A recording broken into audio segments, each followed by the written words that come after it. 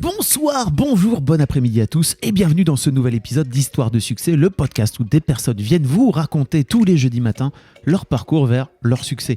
Je suis Fabrice Florent, je suis votre hôte et cette semaine je vous propose de retracer le parcours de Cyril Benzaken, multiple champion du monde de kickboxing. Il nous racontera comment il s'est lancé dans le kickboxing après avoir été un petit joufflu, comme il se décrit lui-même. Il aura attendu plusieurs années avant de faire son premier combat parce que ses parents n'étaient pas chauds pour qu'il se lance dans la boxe et pourtant il va persévérer jusqu'à arriver au très très haut niveau de la discipline. Il nous racontera tout son parcours jusqu'à aujourd'hui. Cyril sera aussi historiquement le premier sportif de haut niveau à apparaître dans ce podcast et j'espère bien qu'il ne sera pas ni le dernier ni la dernière. D'ailleurs, si vous écoutez ce podcast et que vous côtoyez des sportifs ou des sportifs de haut niveau, n'hésitez pas à me faire signe, mon contact est dans les notes de cet épisode. J'espère que cet entretien vous plaira, je vous donne rendez-vous jeudi prochain dès 6h du matin dans ce podcast pour une nouvelle histoire de succès, mais d'ici là, abonnez-vous, mettez une bonne note sur Apple Podcasts, venez mettre un commentaire sur www.histoiredesuccès.com. Tous les liens sont dans les notes de cet épisode. Vous pouvez aussi écouter Histoire de succès sur Spotify ou sur Deezer. C'est le meilleur moyen de soutenir ce podcast si vous l'aimez. Je vous souhaite de passer un très très bon moment en compagnie de Cyril. On est avec Cyril Benzaken, salut. Salut. Ça va ? Ouais, très bien, très bien. Cyril, merci de venir dans mon podcast. T'es, je pense, mon premier sportif. Eh ben écoute, on va se serrer la main parce que ça fait plaisir.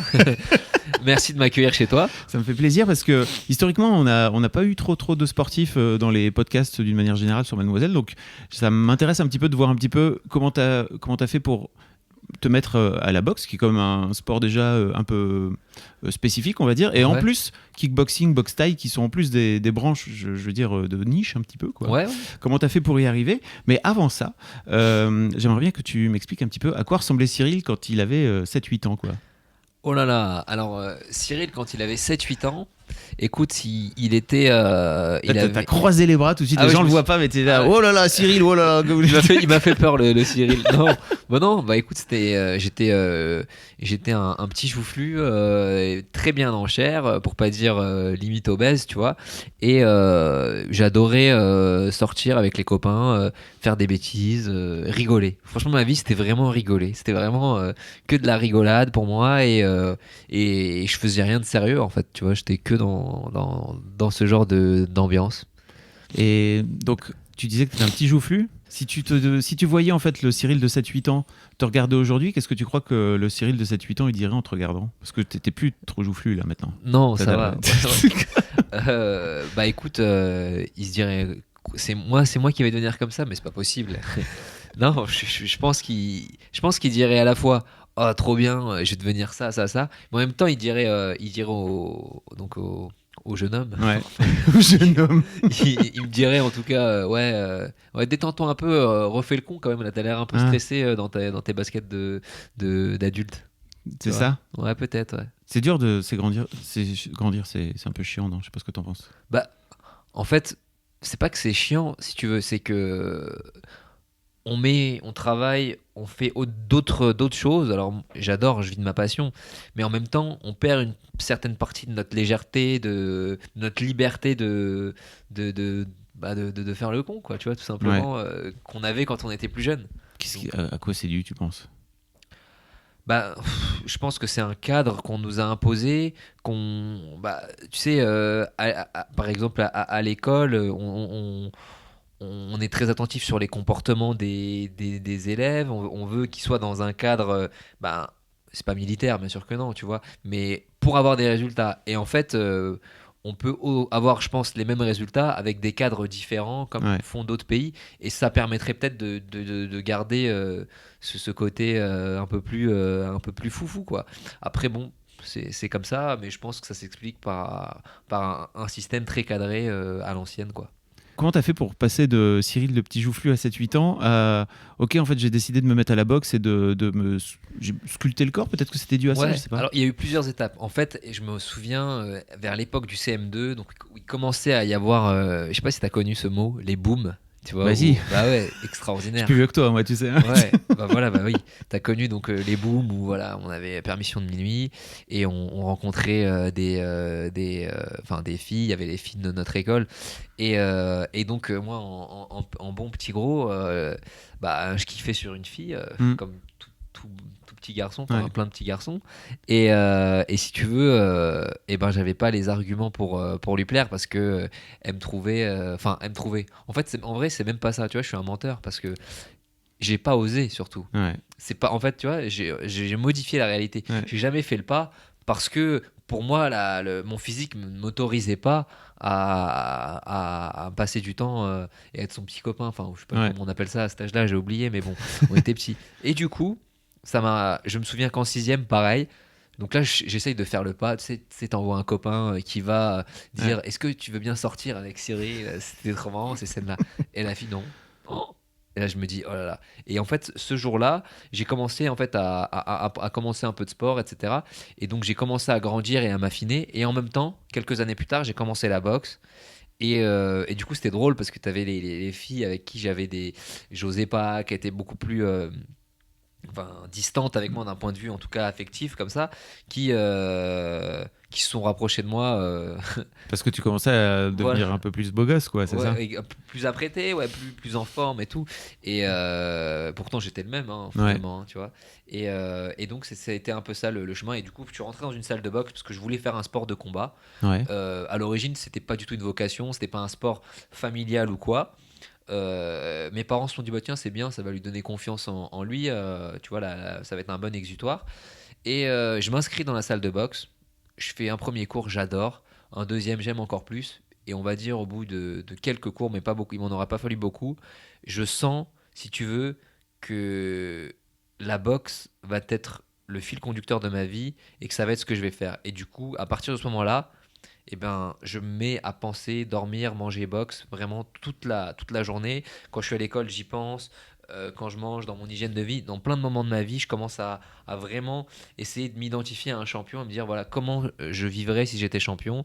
Et je commence à mettre en place un peu un rythme de vie. T'as quel âge là-bas à ce moment-là? 14 ans. 13-14 ans. 14 ans, ouais.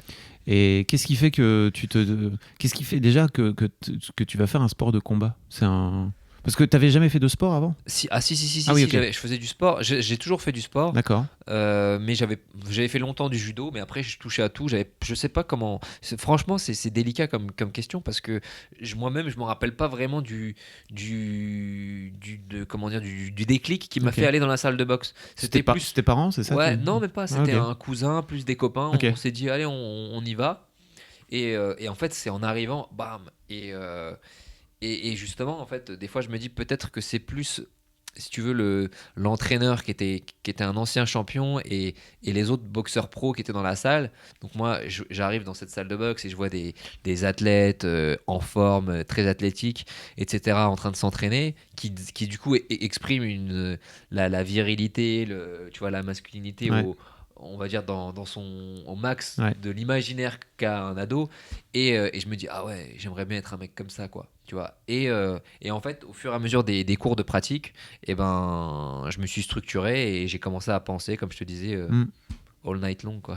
Ah ouais, donc c'est vraiment devenu ta passion. Ouais, très très vite, ouais. Ok. Ouais. Étrange, hein, vraiment, de tomber là-dedans comme ça et de te dire ok, c'est mon truc, quoi. Ouais, c'est drôle. C'était quoi qui t'intéressait aussi dans la boxe? C'était l'aspect d'affrontement aussi, parce que pour le coup un sport de combat c'est one to one, quoi, tu vois, t'as pas de... Ouais, bien sûr. Alors je pense que dans la boxe, ce qui m'a retenu et m'a vraiment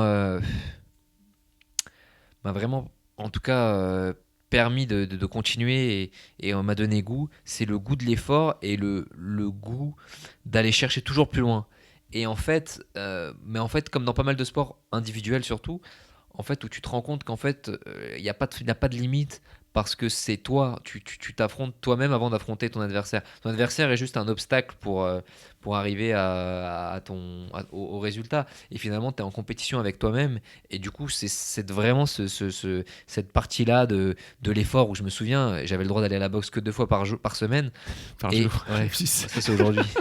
Non, à l'époque, j'avais 2 fois par semaine le cours de boxe. Et tous les autres jours de la semaine, je m'organisais pour faire. J'avais demandé un punching ball à mon père. Il fallait que je fasse un footing. Il fallait que je fasse 25 000 activités. Et je voulais tout le temps me dépasser. Et c'est vraiment le dépassement de soi qui m'a qui est la valeur qui m'a, je pense, m'a retenu dans le sport. Et t'avais pas eu ça plus tôt dans Eh ta ben vie non, en fait? pas du tout, parce que je me souviens que 1 ou 2 ans avant, je faisais du rugby, mais quand il faisait froid, quand on était j'avais peur de me faire mal tout le temps. Ah ouais? Ah ouais, non, non, j'étais une flippette au rugby. Quand il faisait froid, je me disais, oh là là, j'ai pas envie de me retrouver dans le froid. Ouais. Enfin, ça n'avait rien à voir. Je te dis, des fois, il suffit c'est un moment dans une vie au bon Ouais, ouais. instant qui a tout changé, quoi. Ah, c'est fou parce que je me disais que c'était un truc enfin, dans lequel peut-être t'avais baigné plus tôt, quoi, tu Non, vois, parce que pas du tout sportif, pas compétiteur, non, non, bien sûr que non, non, non, ouais, c'est drôle. waouh. Je me demande qu'est-ce qui fait qu'à un moment donné, tu vois, t'as ce déclenchement-là qui te fait dire, ok, en fait, parce qu'en plus, la boxe, c'est un sport qui est exigeant, quoi, tu vois, Bah à ouais, tous les exactement, niveaux, ouais, ouais. qui t'oblige à Bien vraiment. sûr, il y a une rigueur, ouais. Ouais. Ouais, ouais. Bah, je te dis, Ouais. je pense que c'est le rêve, quoi, et l'imaginaire de se dire, waouh, j'aimerais devenir comme ça, et du coup, de j'aimerais devenir comme ça à je vais le devenir, et ben, tu sais que pour y arriver, en tout cas, j'ai eu cette rigueur, quoi.